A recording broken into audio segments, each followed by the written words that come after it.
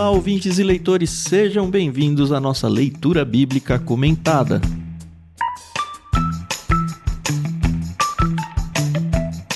Eu sou o Thiago André Monteiro, @vulgotan. Estou aqui, como sempre, com a Carol Simão e com o Edu Oliveira, e hoje nós vamos falar sobre Êxodo 5. Bom dia, tudo bem com vocês? Oi pessoal, bom dia, tudo bem? Aqui é a Carol Simão. E aí, é o 4 de 42, então bora lá, que tem chão. Opa, bom dia a todos. Tem chão, mas tem sido muito legal, né? Vai ser uma narrativa bem interessante. Por que 4, Carol? É 5? É 5. Não, se você contou 42, são 6, né? Já foi o prefácio. Ah, tá. É sexta que a gente tá gravando, né, Carol? Exato. Não, e assim, as pessoas têm que entender que a gente faz um monte de coisa ao mesmo tempo, entendeu? Mas o importante é que eu li o certo, entendeu? Que já aconteceu de eu vir pra cá tendo estudado o capítulo errado. Já aconteceu. Faz tempo. Faz parte. Faz. É que agora eu tico, aí não dá pra errar mais a leitura. Temos que agradecer a Mundo Cristão por emprestar a NVT, tradução que a gente usa aqui no programa, e também agradecer a Maria Lídia por emprestar a trilha sonora que nós também usamos aqui no programa. O episódio de hoje será dividido em 3 blocos. Como já mencionamos, estamos no capítulo 5 de Êxodo, e o primeiro bloco, que vai ser lido pela Carol, vai até o verso 5. Depois a gente não combinou, Edu, então eu vou jogar pra você o segundo bloco. Você vai do 6 até o 14, e aí do 15 até o fim vou eu.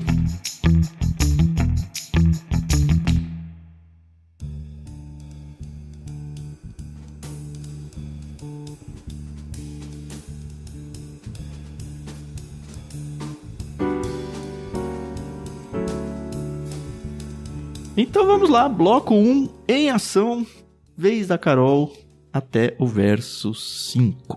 Beleza, então vamos lá, pessoal.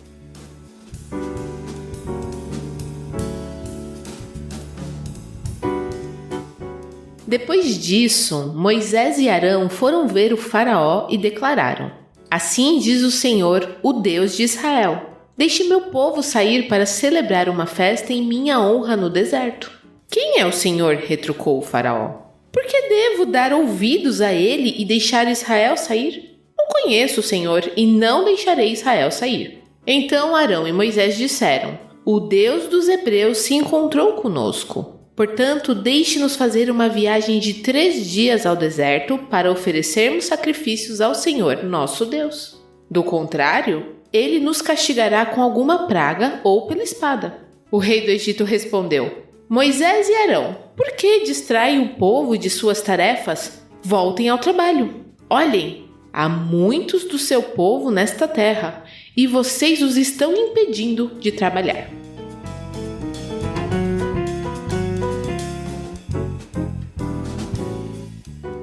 Rolou uma bronca, hein? Eu curto muito o Êxodo porque é história, né? Envolvente, é ação. Aparentemente, Moisés e Arão não tiveram grandes problemas para chegar até o faraó, o que já, para mim, é surpreendente. Porque, enfim, eu não consigo chegar no prefeito da minha cidade hoje. Eu acho que o faraó era um pouquinho mais importante do que o prefeito da minha cidade. Mas o fato é que, de alguma maneira, eles chegaram. Moisés, no relato aqui no Êxodo, não se importou em explicar o quão difícil ou fácil foi isso. E eles, de repente, aparecem aqui em cena, junto com o faraó, falando com ele. Naquele esquema de que o Arão é a voz do Moisés, mas aparentemente é os dois aqui que estão falando ao mesmo tempo. E já tem a primeira vez que aparece uma frase que vai ser muito recorrente aqui no Êxodo. Então, como é a primeira vez que ela aparece, eu gostaria muito de já deixar marcado para que vocês, ouvintes, fiquem prestando atenção quantas vezes isso vai aparecer. Moisés e Arão falando: Deixa ir o meu povo. O faraó vai cansar de ouvir essa frase. Pois é. Uma coisa que eu achei muito interessante nesse primeiro pedaço é que Deus já tinha dito lá para Moisés que iria endurecer o coração do faraó, que se faraó não deixasse, mataria o filho mais velho, né, do faraó. Mas o mais interessante aqui é que Arão fala: se Faraó, você não deixar a gente prestar culto, fazer uma festa de 3 dias lá, Deus pode nos castigar, falando dos hebreus, não os egípcios, né? E aí eu fiquei pensando, né? Imagina o faraó ouvindo isso, né? De todo jeito, pelo visto, ele ia perder a mão de obra gratuita dele aqui, né? E aí ele fala, então, sinto muito. Vocês querem sofrer? Sofre aqui. Não vai sofrer lá no deserto, não. Ele não dá muita importância, né? Mas é interessante, né? Porque Arão tá falando, a gente vai ser castigado se você não deixar a gente ir. Por favor, deixa a gente ir, sabe? Pelo que eu li em outros lugares na minha leitura mesmo, a impressão que me dá é que ele não tá falando só dos hebreus, ele tá falando de todo mundo aqui, Egito e hebreus junto. Coisa que Deus tinha prometido as pragas, né? Que ia sofrer só o povo egípcio. E aí começa aquela especulação.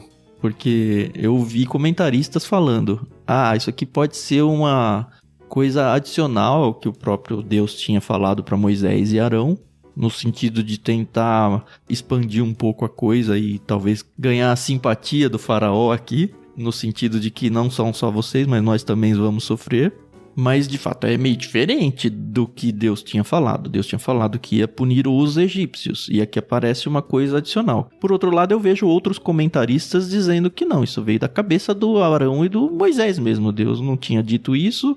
Outros dizem que não. Aparentemente, Deus expandiu a coisa. Enfim, não temos muito como saber a origem dessa ameaça aos hebreus. Mas ela está no texto, não tem como negar. Pelo menos aqui.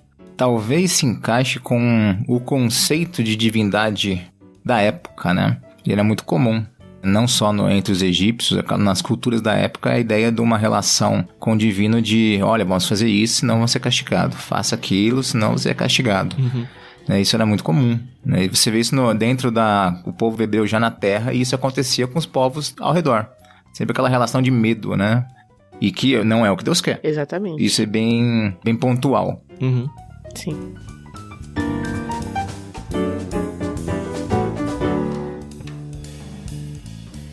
Eu acho interessante nesse início o verso 2. Eu acho que o verso 2 é muito interessante porque ele se apresenta, fala que o Deus de Israel, e o faraó fala, quem é esse cara?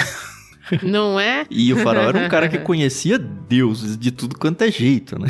Isso, o panteão egípcio, assim, era algo assim grandioso. Ele fala, quem é o Senhor? E é aquela conversa, né, que nós falamos na última gravação, do nome, né, do nome secreto, né, da divindade, aquele nome terrível.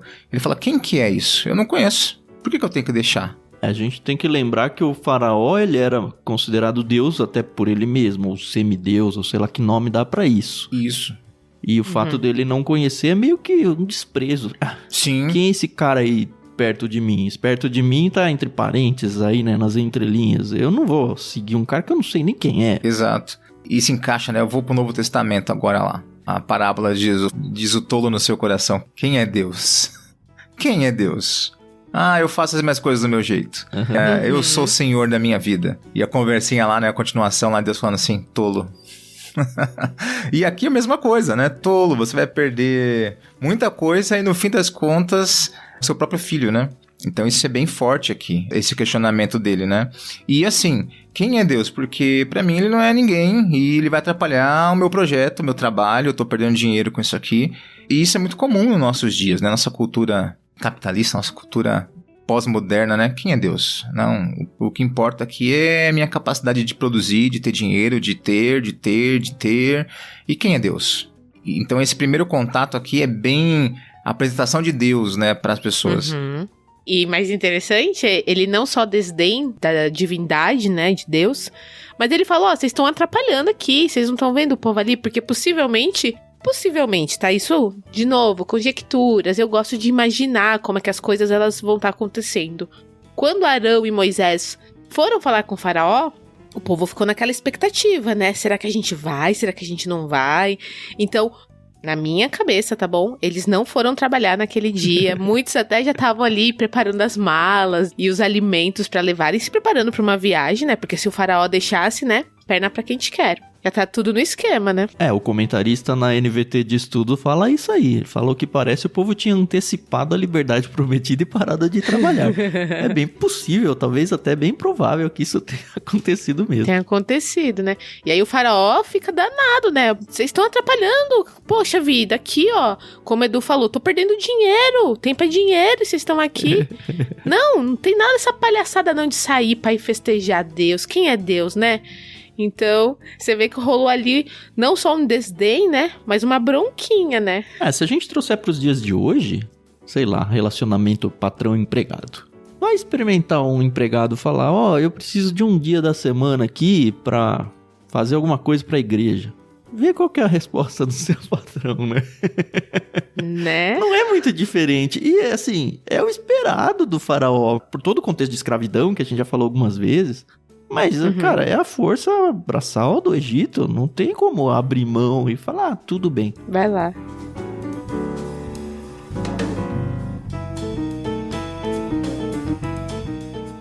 A gente já falou um pouquinho sobre a questão da viagem de 3 dias. Sim. De novo, ela aparece aqui no verso 3.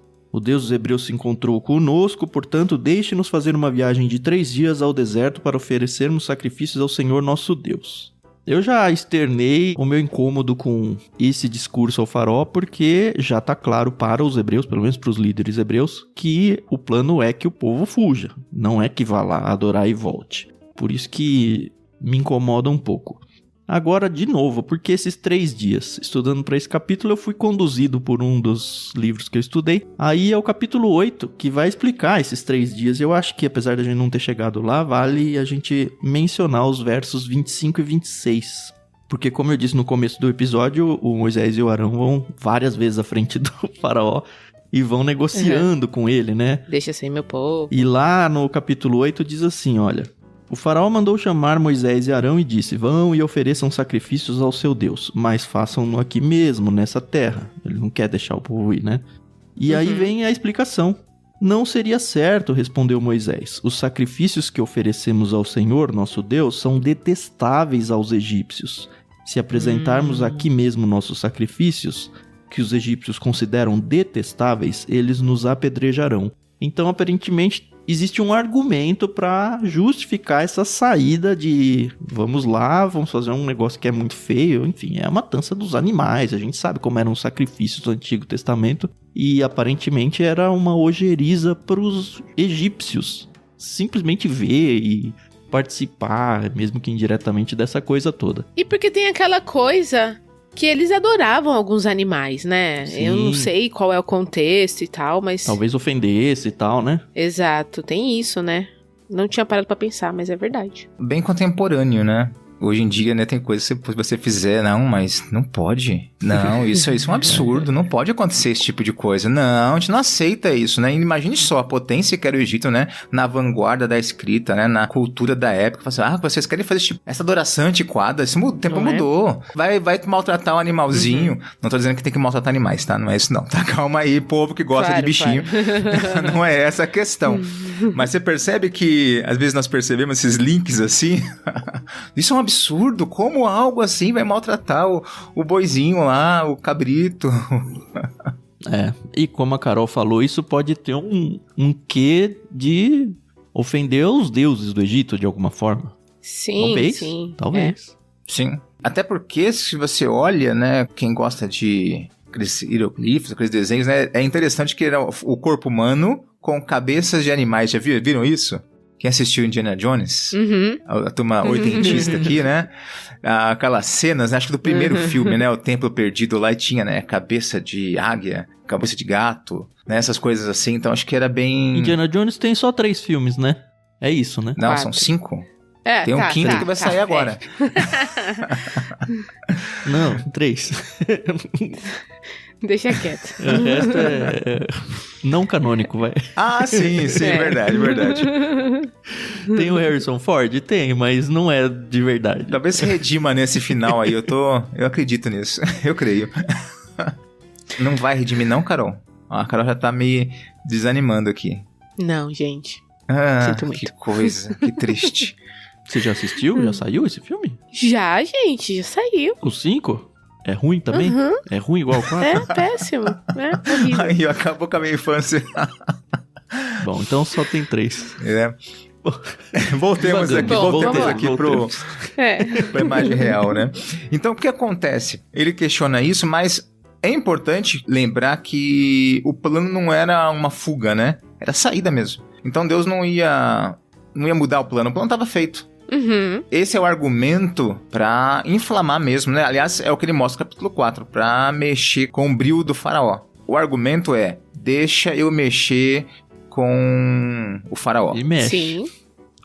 Deixa eu deixar ele irritado com esse negócio, né? Porque vocês vão sair em marcha, né? Em marcha triunfal, né? E sem botar a mão em armas. Isso é mais incrível, né? Isso que é da hora, né?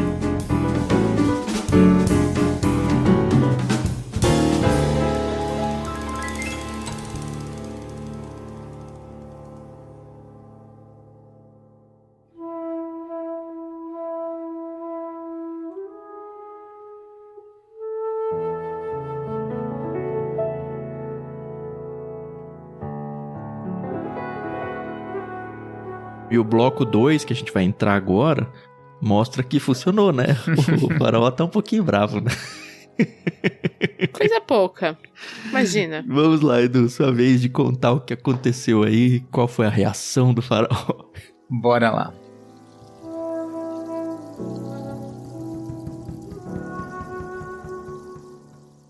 Naquele mesmo dia, o faraó deu a seguinte ordem aos capatazes egípcios e aos supervisores israelitas: não forneçam mais palha para o povo fazer tijolos. De agora em diante, eles mesmos devem juntá-la. No entanto, continue a exigir que produzam a mesma quantidade de tijolos que antes. Não reduzam a cota.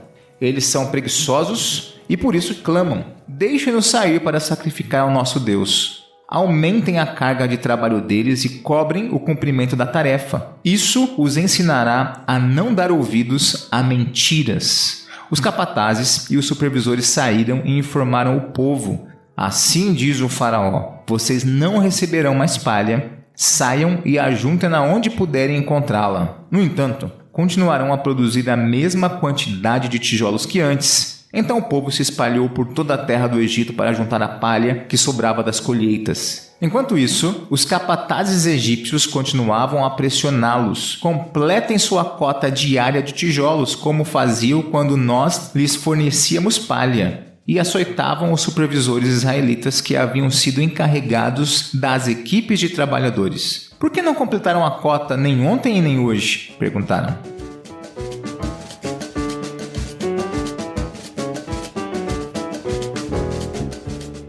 Tum, tum, tum. O faraó tá irritado. Tanto que começa com naquele mesmo dia. O faraó saiu de lá e falou: que palhaçada é essa? Como assim não estão trabalhando? Se é que nem estavam mesmo, como a gente conjecturou ali. Ainda fala que o povo é preguiçoso, né? Poxa vida. Tudo parado. Como vou montar minha cidade? Como eu vou fazer mais uma pirâmide? Como assim? Né, não? Tem uma questão técnica aqui da engenharia, que é o uso da palha. Tem uma bíblia legal, uma bíblia de estudo arqueológica que fala um pouquinho sobre isso. E praticamente todos os lugares falaram, né? Explicam esse negócio da palha, porque, enfim, é diferente do jeito que a gente faz tijolo hoje. Mas eles faziam tijolos assim. Eles misturavam barro com palha e a palha era um componente que servia, para dar liga no barro. Uhum. E aí eles colocavam em formas e deixavam secando no sol. Então quando secava, formava um tijolo que acredito que seja um conceito bem parecido com o nosso tijolo de hoje. Uhum. Agora, vai fazer sem palha, não segura. A hora que seca o barro fica tudo quebradiço, não dá essa liga. E aparentemente alguém juntava essa palha, não sei se um outro grupo de hebreus que tinha essa função, ou se os egípcios recolhiam essa palha de algum lugar e colocavam na mão dos escravos. Fato é que agora não tem mais palha. Se virem, tem que pegar palha onde der e ai de vocês se não entregarem a cota. E dado que eles eram escravos, não devia ser uma cota fácil de ser atingida. Pois é, né? Eu nunca trabalhei na área da construção, mas eu sei que, fora esse fato aí do que o Tan falou, do tijolo ficar quebradiço, acidentes também acontecem. E nunca estive no Egito, não sei como funcionam as coisas, mas pelo que eu já vi pela televisão, em livros, Eram uns tijolos assim, bem pequenininho, né? Parecia que eles têm assim uns 2x2 de altura, uns cubos, né? Então você imagina, você tá colocando ali em cima, opa, escorregou, pá, pum, quebrou. Um a menos, né? Então a logística ali não era fácil. Pensando nisso, é interessante observar essa questão do tijolo, porque quando a gente fala das pirâmides, não que foram judeus ou não que fizeram, uma boa controvérsia nisso aí, até pela região, mas quando a gente tem aquela ideia, né, de serem pedras, né, e tal, mas como que ia ser pra carregar, né, colocar aquela pedra, né, fazer a engenharia pra montar, e quando a gente pensa em tijolo, fica mais fácil de entender, porque até ele pode ser formado no próprio local. Né, pensando na construção, né, eles faziam uma forma ali, enchiam de barro lá, formavam e iam pro próximo. Aí você vai subindo de forma bem mais simples, mas era, pra época, era uma baita engenharia, né? Hoje em dia ninguém faz isso desse jeito. É muito louco. Eu também acho, não, com certeza.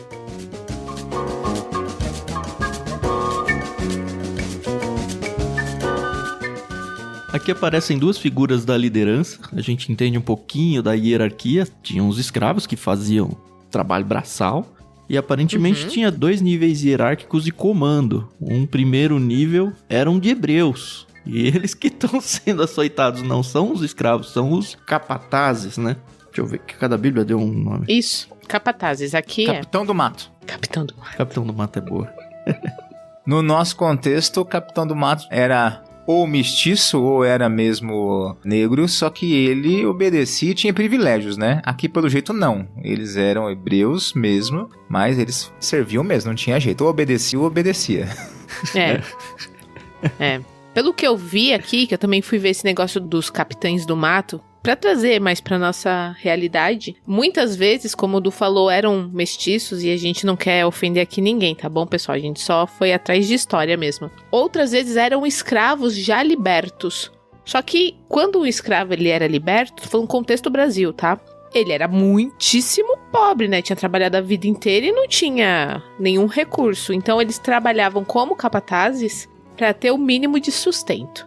Se você, inclusive, entende mais do assunto do que nós, pode chamar a gente, dar uma aula de história que a gente vai amar, tá bom? Tá aqui, ó, no verso 13 e 14, de acordo com a NVT. Eu tô confundindo porque, dependendo da tradução, eles usam termos diferentes, até intercambiáveis. Mas pela leitura da NVT que a gente fez, os capatazes são egípcios, isso aparece no verso 13. E os supervisores eram os israelitas, aparecem no 14. Então, usando a tradução da NVT, de novo, a gente tem os capatazes, embaixo deles os supervisores, e eram esses supervisores que estavam apanhando, porque mesmo sem a palha não estavam conseguindo entregar o que os trabalhadores tinham que fazer. Era requerido deles. As famosas cotas. Quem trabalha com cotas hoje sabe o desespero que é viver tentando fechar o mês. É verdade.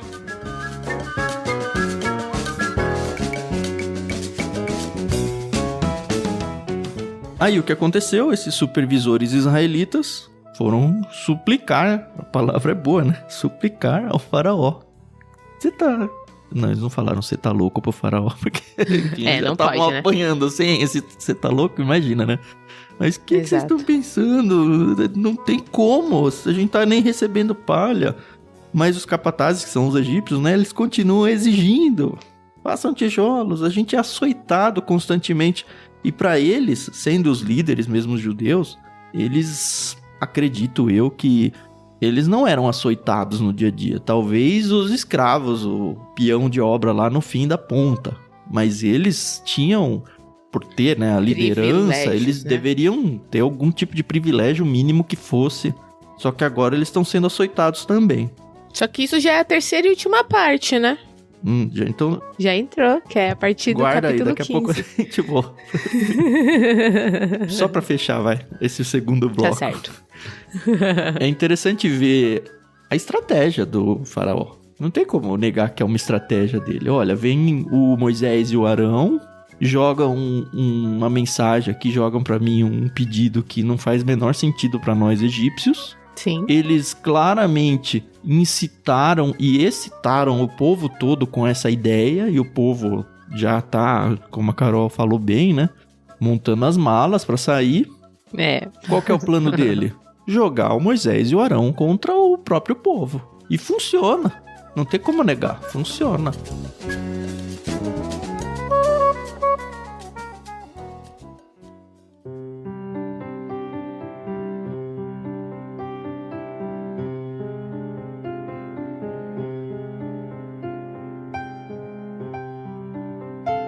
E a gente vai ver que funciona exatamente agora, entrando no bloco 3. Sim. Eu vou fazer a leitura, então, a partir do verso 15.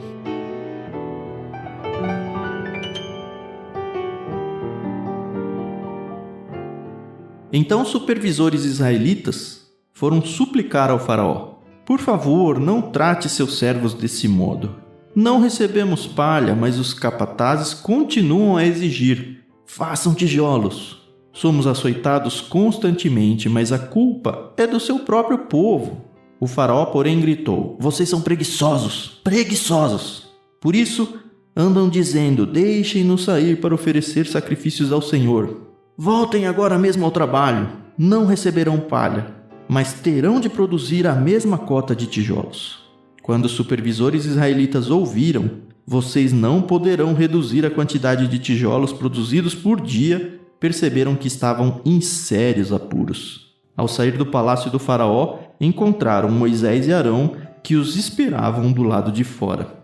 Eles disseram aos 2 irmãos: o Senhor os julgue e os castigue por terem feito o faraó e seus oficiais nos odiarem. Vocês colocaram uma espada na mão deles e lhes deram uma desculpa para nos matar. Moisés voltou ao Senhor e disse: por que trouxeste toda essa desgraça sobre esse povo, Senhor? Por que me enviaste? Desde que me apresentei ao faraó como teu porta-voz, ele passou a tratar teu povo com ainda mais crueldade. E tu não fizeste coisa alguma para libertá-lo.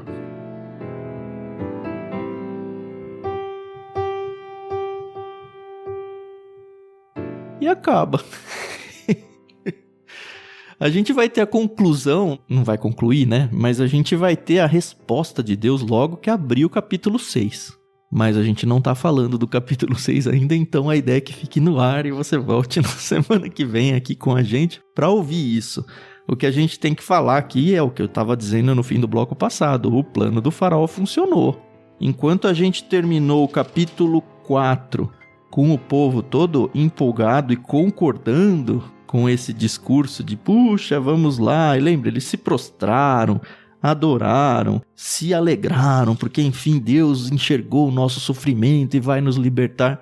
Em um capítulo, eles estão falando aqui pro Arão e pro Moisés: olha, que Deus castigue vocês por terem feito a gente acreditar nessa lorota. Parece tanta gente, né?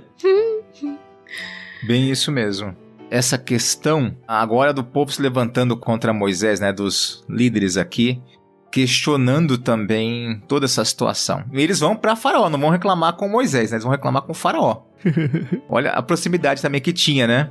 Isso é algo para perceber. E ele fala: vocês são preguiçosos. Tem uma coisa interessante que eu olho com o passar dos anos, né? Nossa cultura de consumo não mudou. A gente fala: isso é coisa moderna, né? O consumismo, a cultura assim, é coisa moderna. Não é. Porque eu lembro, agora falando como pastor, né? Há 20 anos, 30 anos atrás, era comum, as pessoas normalmente trabalhavam segunda a sexta e tinham seu sábado e domingo um pouco mais livres, né? Para aproveitar com a família. Mas tinha até grupos, né?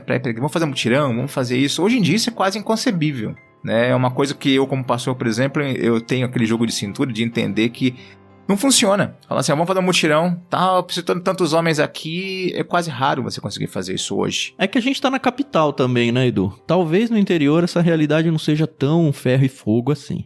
Mas aqui na capital é. Talvez, é verdade. Não consegue nem trazer a maioria das pessoas para 2 cultos no domingo na capital.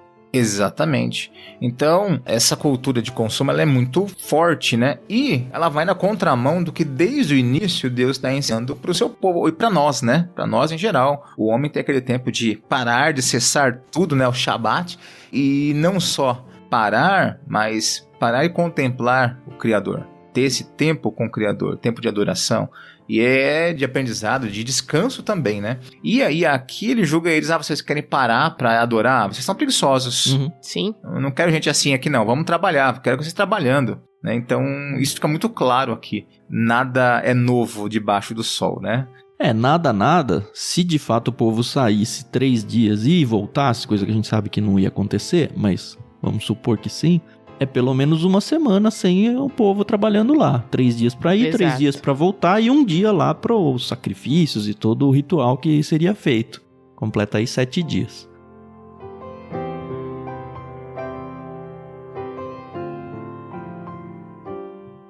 Mais uma coisa também que é bem interessante, obviamente a gente lendo o texto, a gente fala, poxa, mas Moisés sabia que Deus ia libertar o povo. Ele já tinha dito que iria endurecer o coração do faraó, que mataria o filho mais velho do faraó, que estaria com ele o tempo inteiro, porque ele era o Deus daquele povo. E aí a gente vê que Moisés, ele meio que se desespera, né?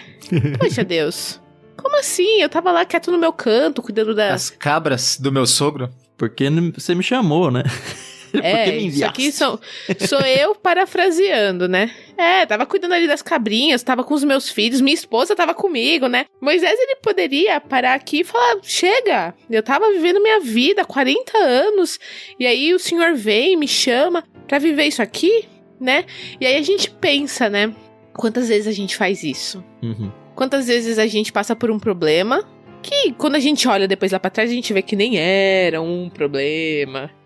Mas na hora que a gente tá vivendo, a gente fica, mas Deus, eu tava quieto no meu canto ali, e o Senhor falou, vá, e eu fui. Pra isso, né? Então, a nossa memória é muito curta, e eu acho muito engraçado como a gente tem a facilidade em criticar a atitude de Moisés, depois do povo. Mas a gente faria igual, gente. E se a gente não fizesse, pior.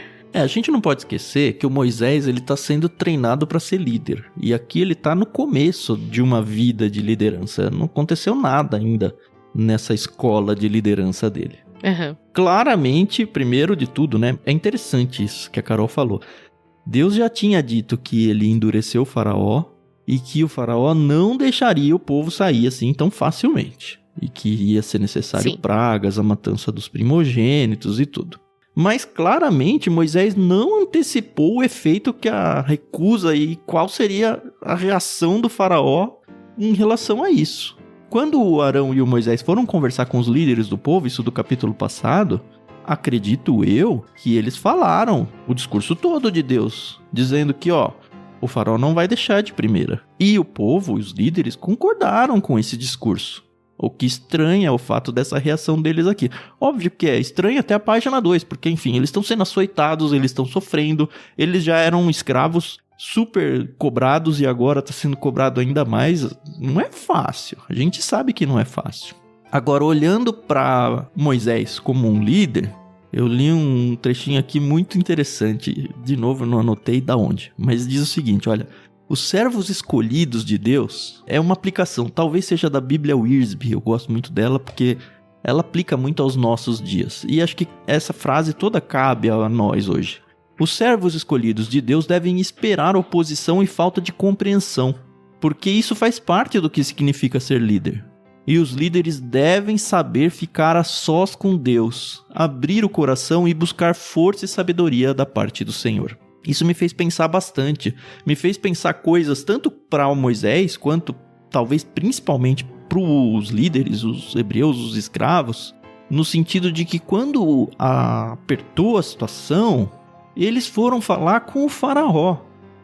Por que eles não foram falar com Deus? Não estavam acostumados, né? Quando a gente tem os nossos problemas, a gente vai reclamar para quem? Essa frase que tem no final que eles estão reclamando, né, pro Moisés e pro Arão.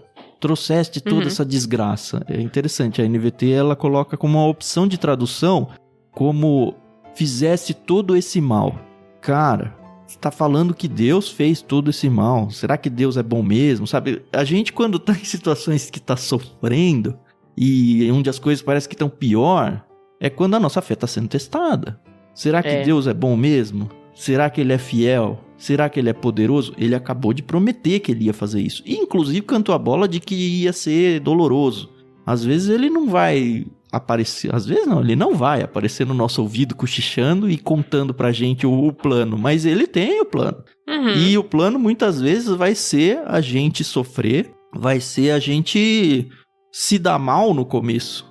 Esperando o quê? Uma reação da nossa parte em busca de fé. De falar, eu vou atrás de Deus. Eu não vou atrás de reagir ou buscar auxílio em situações fora de Deus, sabe? Em vez de procurar o faraó para se queixar, Esses capatazes tinham que ter ido atrás de Deus. Os capatazes não, né? Porque na NVT os capatazes são os egípcios. Né? Os supervisores tinham que ter recorrido ao próprio Deus. Ao Arão, que, enfim, não está muito claro ainda o papel dele como sacerdote ou intermediador entre Deus e os hebreus aí, mas que fosse a Moisés e Arão e falar, fala com Deus, olha a nossa situação. Mas eles aparentemente não fizeram isso. Deram um bypass aí, ignoraram Deus, falaram que Deus está fazendo mal a nós. Em um capítulo, caramba! Me ofende isso de verdade.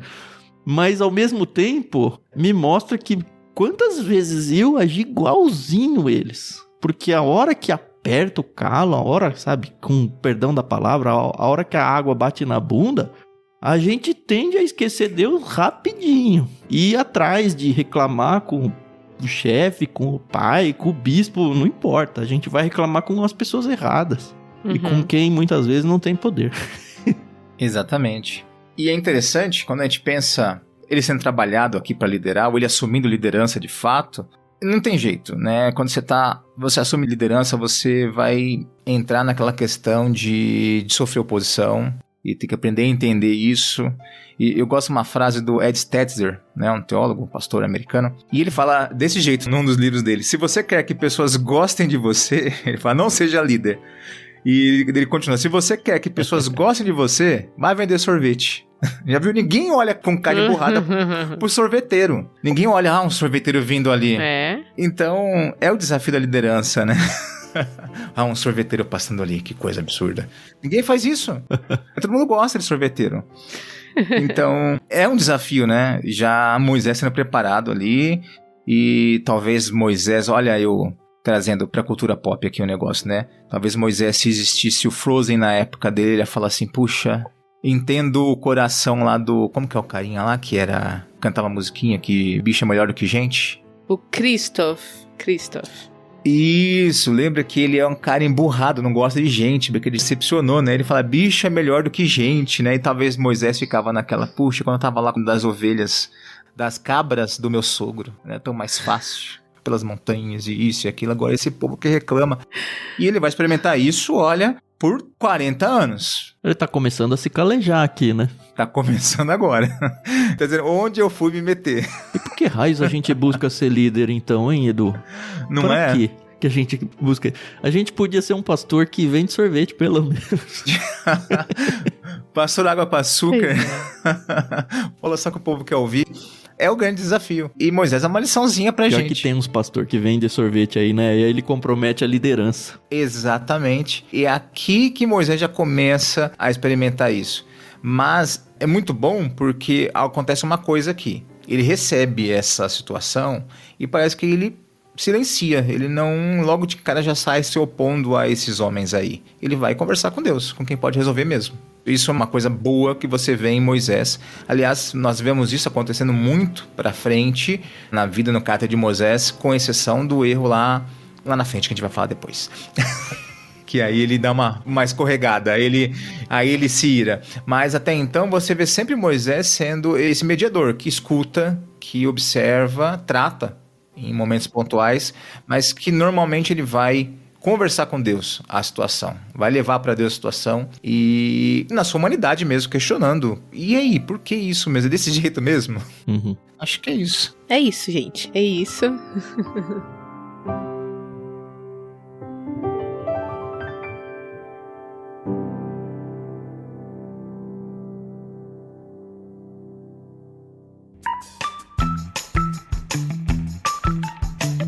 Episódio um pouquinho mais curto, o capítulo é muito direto, né, a história dele, e Sim. não conclui, vai demorar bastante pra concluir, porque meio que todo capítulo vai ter esse gancho de e agora,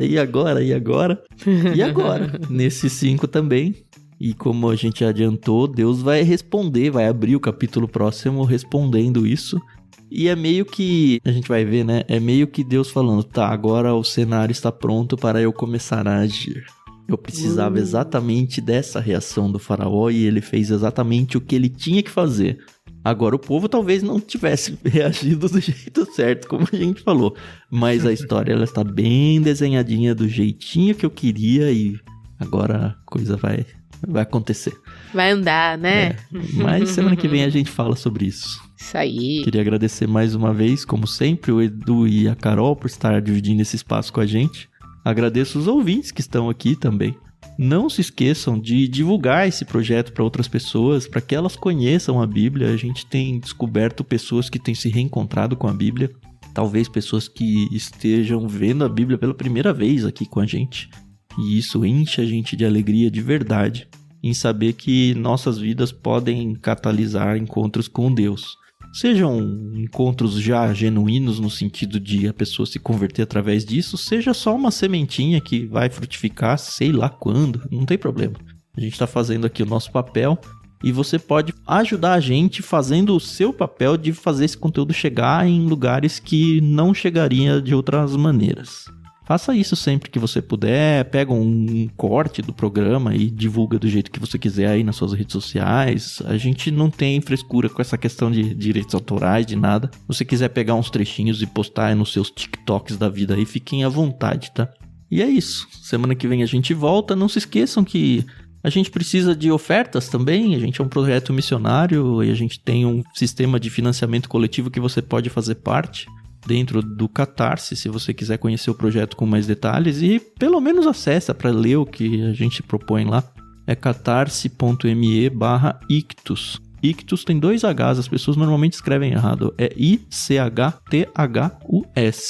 Mas se você tá com dúvidas aí em como escrever isso, tem link aí na descrição para tudo isso. E outros links mais aí que a gente não fica mencionando tudo toda vez, porque cansa vocês. Cansa a gente de falar, imagina vocês de ouvir, né? Mas é isso, semana que vem a gente tá de volta. Orem por nós sempre e obrigado a todos. Até mais. Isso aí, pessoal, a gente agradece demais as orações, a gente agradece demais quem tem contribuído. Vocês moram no nosso coração, não conhecemos todos pessoalmente, mas saibam que cada nomezinho que vai aparecendo para nós realmente vai aquecendo o nosso coração e somos gratos a Deus por vocês. E se você gosta desse projeto, divulga para um amigo que ainda não conhece ele. Se você divulgar para um amigo, vai feito aqui pirâmide, né? Cuidado. Né? Mas não tem recompensas. Pirâmides do Egito, né? Não tem recompensas físicas, só espirituais, tá bom? Então divulga aí, todo mundo faz parte daquele grupo do WhatsApp, onde só tem bom dia, boa tarde, boa noite. Então joga lá um conteúdo bacana, entendeu? Você vai fazer um bem danado pros seus familiares, amigos, colegas, tá bom? E olhe por nós. Esse é um projeto muito sério, que a gente leva a sério, a gente tira um tempo pra estudar, pra tirar dúvidas, enfim. Ora pelo pastor Edu, ora pelo Thiago, ora por mim, pelas nossas famílias. E a gente agradece a paciência e a audiência e nos ouvimos no próximo episódio. Até mais. Muito obrigado cada ouvinte aqui. Obrigado, Carol. Obrigado, Tan. Tempo sempre muito agradável, muito bom. E em especial falar sobre a palavra de Deus é uma grande bênção. Eu aprendo com vocês nessa leitura coletiva aqui. E espero que tenha sido bênção para a vida de cada ouvinte aqui, ouvindo hoje conosco, ou quando você esbarrar, né, nesse capítulo, chegar nesse capítulo aí, espero que possa ser proveitoso e abençoador para sua vida. Um grande abraço para vocês e até a próxima.